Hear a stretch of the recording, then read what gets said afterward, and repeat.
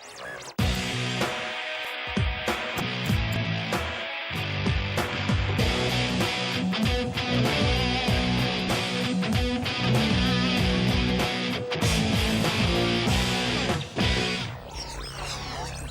aula pública de hoje discute educação de relações étnico-raciais.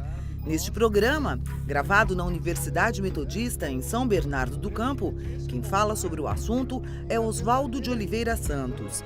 Bacharel em Geografia e mestre em Ciências da Religião, Oswaldo é coordenador do Núcleo de Formação Cidadã da Universidade Metodista. Discutir questões étnico-raciais é um dos principais desafios de educadores na atualidade. Mesmo em país plural, como o Brasil, o sistema de ensino tem dificuldade em lidar com preconceitos e discriminação na escola. Para evitar conflitos, muitos educadores preferem não discutir ou se posicionar sobre racismo e intolerância. Sem debate e mediação, escolas acabam neutralizando práticas discriminatórias. Por outro lado, crescem no Brasil movimentos para fortalecer o ensino de história e de cultura afro-brasileira e indígena. Para especialistas, a implantação dessas questões no currículo escolar é fundamental para promover uma sociedade igualitária. Mas, afinal, como trabalhar racismo e preconceito na sala de aula? Como deve ser a educação das relações étnico-raciais?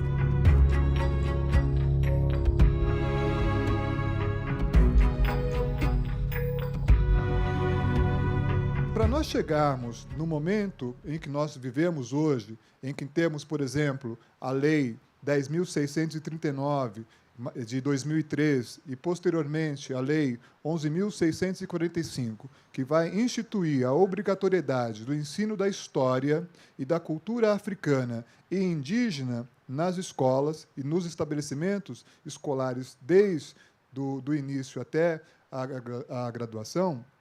Para chegarmos nesse momento, há uma longa trajetória de luta do movimento negro no Brasil. É importante ter claro que a luta dos negros africanos e afro-brasileiros é a luta de resistência mais longa da história. Foram mais de 380 anos de resistência e de luta contra a escravidão. E esse processo é um processo que inclui momentos na nossa história que são muito emblemáticos. E eu queria destacar 3 deles. O primeiro é um momento na história que acontece em 1835, em janeiro de 1835, que é a Revolta dos Malês, ou também conhecida como Revolta dos Negros Malês, que acontece em Salvador, na Bahia, em 1835, entre os dias 24 e 25 de janeiro. Esses negros, chamados de negros malês, eram negros de origem iorubá, negros que haviam passado por um processo de islamização, ou seja, eram negros muçulmanos. E esses negros que viviam principalmente na região ali da cidade de Salvador, organizam durante meses e meses, organizam essa rebelião que tem por finalidade destituir o governo português, que estava ali no controle da cidade de Salvador, e instaurar um governo negro, né? E trazer, portanto, a liberdade dos negros escravizados ali na cidade de Salvador. A revolta dura 4 dias, ela vai encontrar um traidor, ela acaba sendo vencida pelos portugueses, né? Mas ela vai deixar uma marca muito importante na nossa história. A partir de então, para vocês terem uma ideia, o governo brasileiro proíbe a comercialização de negros baianos para outras partes do Brasil, com o receio de espalhar esse sentimento de revolta, esse sentimento de luta por liberdade. Um outro momento acontece no ano de 1910. Em novembro de 1910, ocorre na cidade do Rio de Janeiro a Revolta da Chibata. O que foi a Revolta da Chibata? Em pleno 1910, portanto, algumas décadas depois, né, do fim da escravidão, ainda acontece na Marinha brasileira o castigo de chibatadas de chibatadas em marinheiros, principalmente negros, quando eram castigados por alguma razão. E houve, em novembro de 1910, a condenação de um marinheiro que foi condenado a 250 chibatadas. Vocês têm uma ideia do que significa isso? E aí, os marinheiros ali se revoltam contra essa ordem, se revoltam contra essa situação e exigem o fim do castigo de chibatadas. Isso, obviamente, que não vai ser atendido num primeiro momento, não é? Alguns oficiais da Marinha acabam morrendo nesse processo de revolta, e um dos marinheiros que acaba liderando esse processo, João Cândido, né, liderando, é o primeiro negro a comandar uma esquadra de navios na história da humanidade, é a primeira vez que isso vai acontecer na história. Ele aponta os canhões para a cidade do Rio de Janeiro e ameaça bombardear a cidade do Rio de Janeiro caso a lei que permite as chibatadas não seja revogada, então, pelo presidente da República. A lei acaba sendo revogada e os marinheiros acabam, então, ganhando, conquistando esse elemento. Obviamente que a repressão virá no processo posterior. Muitos vão ser presos, muitos vão ser mortos nesses processos. João Cândido passa a viver um processo não só de prisão, mas de humilhação, né? Humilhação pública. A moral de João Cândido vai ser também completamente destroçada nesse processo, e João Cândido, então, acaba sendo um importante símbolo nessa luta pela libertação e pela autonomia da população afro-brasileira. E há um terceiro momento importante nessa trajetória até chegarmos à educação das relações étnico-raciais, que é a marcha de Zumbi dos Palmares contra o racismo e por cidadania, que acontece em Brasília em 1995. Essa marcha vai entregar para o então presidente da República, Fernando Henrique Cardoso, vai entregar para o Fernando Henrique uma pauta com várias reivindicações, que inclui, por exemplo, a questão da educação e da cultura afro-brasileira, para que isso seja incluído no currículo escolar. É a primeira vez que isso vai ser, de certa forma, oficializado. Esses três momentos que eu destaquei, Revolta dos Malês, Revolta da Chibata e a Marcha sobre Brasília, de 1995, são momentos emblemáticos nesse processo de luta para chegarmos até o ano de 2003, quando, pela primeira vez na nossa história, nós vamos ter uma lei que vai regulamentar e que vai trazer a obrigatoriedade do ensino da história e da cultura afro-brasileira nas escolas. Isso vai acontecer no ano de 2003. Essa lei ela vai sofrer uma certa mudança em 2008, com um adendo, trazendo também a questão indígena para esse contexto. Então, a lei muda de número e se transforma na Lei 11.645, de 2008, que traz, então, a obrigatoriedade do ensino da história e da cultura afro-brasileira e indígena, né? E a lei, quando a gente olha aquela lei, naquele primeiro momento, a gente vai perceber que ela fala do quê? Ela está falando principalmente do ensino fundamental, do ensino básico. Mas, posterior a essa lei, vai sair uma sequência de outras regulamentações e resoluções e que vai mostrando para nós que essa lei também se estende para outras áreas, como, por exemplo, o ensino superior. Né? Então, hoje, no ensino superior, também se tem muito claro da obrigatoriedade de se trabalhar esse tema também no ensino superior, porque é uma questão muito importante que precisa ser falada aqui, que nós vivemos num país racista. O racismo é algo extremamente presente no nosso contexto. Há uma mentalidade racista que persiste em nossa sociedade. Nós podemos dizer que, em 1888, houve a abolição da escravidão no Brasil, mas não houve a abolição de uma mentalidade escravocrata. Essa mentalidade escravocrata ela está presente nos meandros da nossa sociedade. Para qualquer lugar que nós olharmos, nós vamos perceber que há uma diferença que soma-se na nossa sociedade a diferença de classe, a diferença também racial. A desigualdade de classe e a desigualdade racial são coisas que caminham muito próximas, né? Há um pensador peruano, um filósofo peruano chamado Mariátegui, José Carlos Mariátegui, que vai descrever um pouco essa situação, pensando o contexto do Peru, dizendo que há essa relação entre classe e raça no Peru. E que essa invenção de uma raça inferior, ela é uma invenção que tem um propósito. O propósito é de ampliar a exploração de classe, de legitimar a exploração de classe, de aprofundar e naturalizar essa forma de exploração. E aí, quando a gente pega alguns dados, né, ao nosso redor, nós vamos perceber isso com muita clareza. Que há uma diferença, por exemplo, de gênero, né? Por exemplo, as mulheres ganham no Brasil hoje em torno de 30% menos do que um homem, certo? Então, na média, o salário, a renda de uma mulher, a renda das mulheres é inferior à renda de um homem.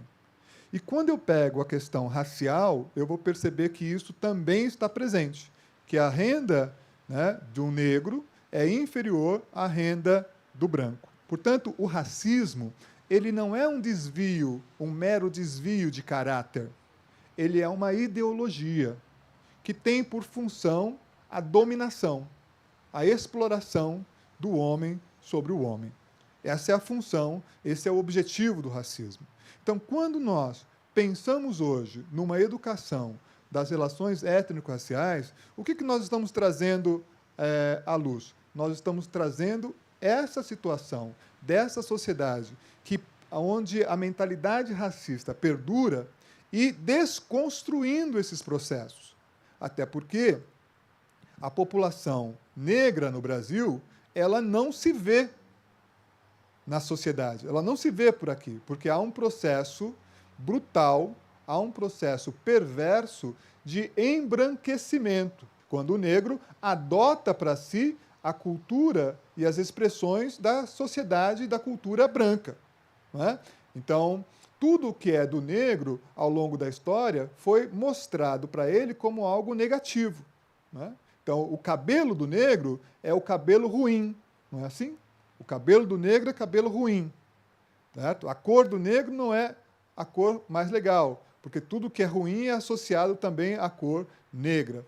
Então, a questão da criança negra, ao ser educada nesse processo, ela vai ter a sua autoestima jogada lá no chão o tempo todo, porque ela não tem história, ela não tem pertença, né, de onde ela veio, né, quem é essa criança. Então, ao trabalharmos a educação das relações étnico-raciais, o que a gente trabalha? A gente justamente desconstrói esses processos perversos que colocam o negro numa situação desalentadora e iníqua, não é?